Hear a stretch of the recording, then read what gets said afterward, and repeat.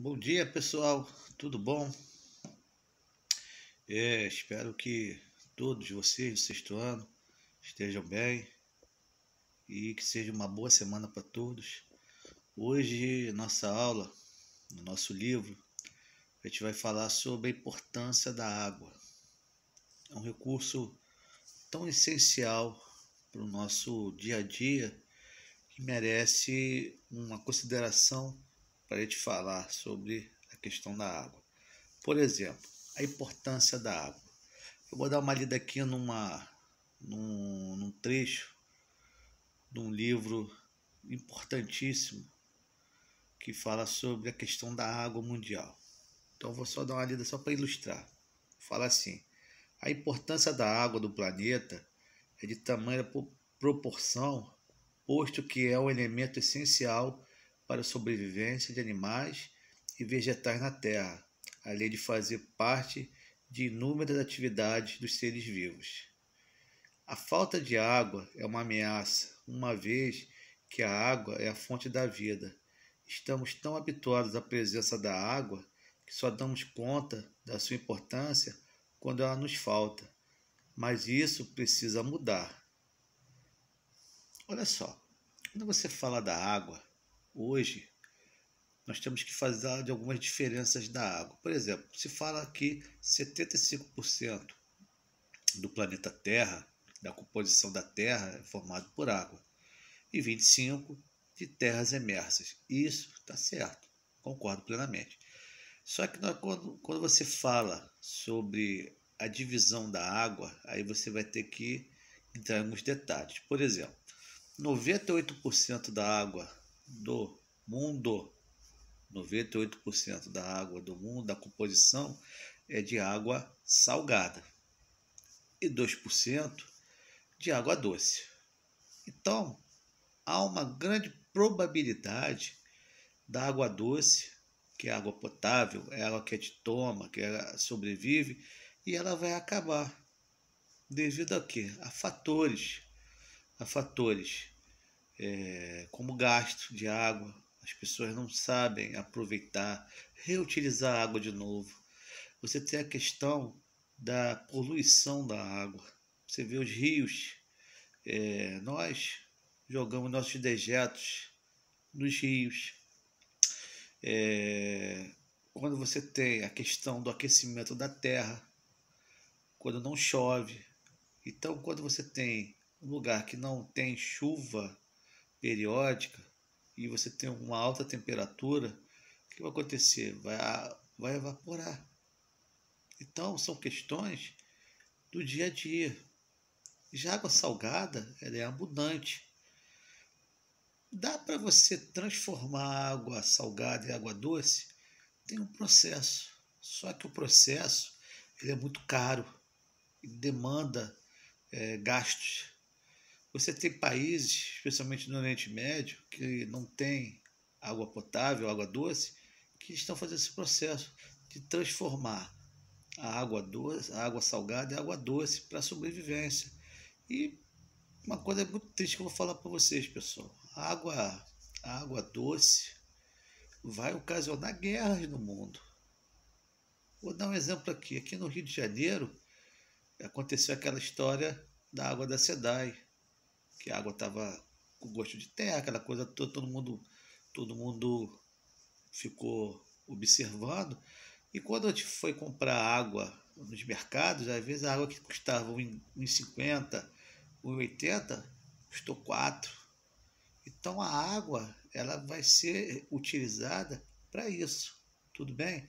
Por exemplo, aqui no livro está se falando assim: águas continentais. A água doce é um dos recursos mais preciosos do nosso planeta e pode ser encontrado tanto na superfície quanto no subsolo dos continentes, em estado físico diferente. Então quer dizer o seguinte, que a água doce é essencial para a sobrevivência de todos. Isso aí não tem jeito. As águas continentais compreendem os rios e os lagos, assim como as águas subterrâneas, lençóis freáticos e aquíferos. Então, lençol freático e aquífero são subterrâneos. Professor, pode haver contaminação do lençol freático e do aquífero? Pode acontecer. Por exemplo, você tem questões de lixões. Os lixões têm que estar o quê? Protegido. Porque o lixo, ele produz um líquido tóxico chamado churume, que se entrar em contato com o lençol freático, ele pode levar o quê? A contaminação da água. E também a questão dos cemitérios. Os cemitérios também têm proteção ambiental contra, porque o que acontece? Quando o que tem no cemitério são o quê? Matérias orgânicas e vários tipos de mortes. Às vezes, isso também pode contaminar a água. Entendeu, pessoal? Então tá aqui: lagos, rios, lençóis freáticos e aquíferos. São que água doce. Professor, pode ter um lago e uma lagoa de água salgada? Pode. Pode sim, pessoal. Por exemplo, Araruama é uma lagoa, é água salgada. Iguaba são lugares que têm lagoas que são de água salgada. Tudo bem? Continuando aqui. Aqui no livro fala assim: os rios e as paisagens. Nos lugares que percorrem os rios, exerce influência na formação da paisagem. A água dos rios pode conferir características peculiares a esses lugares, como desgaste ao relevo e formam as corredeiras. O rio ele tem a foz e a nascente. Nascente é onde ele nasce. E a foz ele vai o quê?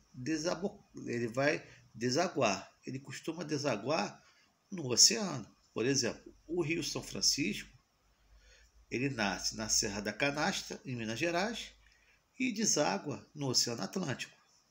O rio Amazonas, ele nasce na Cordilheira dos Andes, passa pela Amazônia, que é considerada um lugar de território internacional dentro da América do Sul, e ele deságua onde? Também no Oceano Atlântico. Tudo bem? Aí você tem o quê? Alguns rios. Você tem rios de planalto, que são quedas d'água, e rios de planície são rios considerados retos. Entendeu? Por exemplo, as variações de altitude também interferem nas características de um rio. Em lugares mais elevados, com grande declividade. O que é declividade? Queda d'água. O lugar é muito alto, depois ele vai o quê? Caindo. É tipo a cachoeira. Ela vem, ela cai para fazer o quê? O caminho, o percurso do rio. Com uma grande o quê? Velocidade. Tudo bem? Aí você tem a questão do ciclo da água. O ciclo da água, ela tem o quê? Ela pode encontrar a água nos 3 estados físicos: sólido, líquido e o gasoso. Tudo bem? Águas subterrâneas são encontradas no subsolo do subsolo. As águas subterrâneas ocupam vastas extensões, formando grandes reservatórios chamados aquíferos ou lençóis subterrâneos. Tudo bem? Então, pessoal, a água hoje é uma questão no mundo todo. Tudo bem? Então, eu vou fazer o seguinte: eu vou passar uma videoaula explicando mais a fundo, com um esqueminha mais minucioso, para vocês entenderem nessa aula. Tá bom, pessoal? Espero que vocês tenham uma boa semana. Fiquem com Deus. Se cuidem. Também vou passar um exercíciozinho, uma parte de teoria e os exercícios para vocês fazerem, tá bom? Desde já agradeço aí por vocês.